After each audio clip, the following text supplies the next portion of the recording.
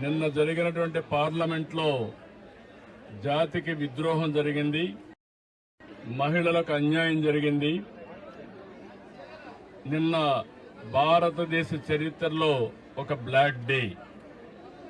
ఎందుకంటే అందరూ అనుకున్నాం మహిళలకు 33% రిజర్వేషన్లు వస్తాయి.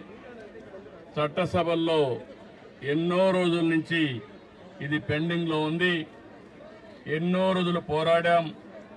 ఇప్పుడు తొందరలో చట్టసభల్లో అటు పార్లమెంట్లో ఇటు అసెంబ్లీలో కౌన్సిల్లో 33% మహిళలను చూస్తామని ఆశపడ్డాం. ఇన్ని పోరాటాల తర్వాత అందరూ కూడా ముందుకొచ్చే సమయంలో నిన్న కాంగ్రెస్ పార్టీ దాని మిత్రపక్షాలు ఒక విధంగా చెప్పాలంటే మహిళలకు ద్రోహం చేశారు.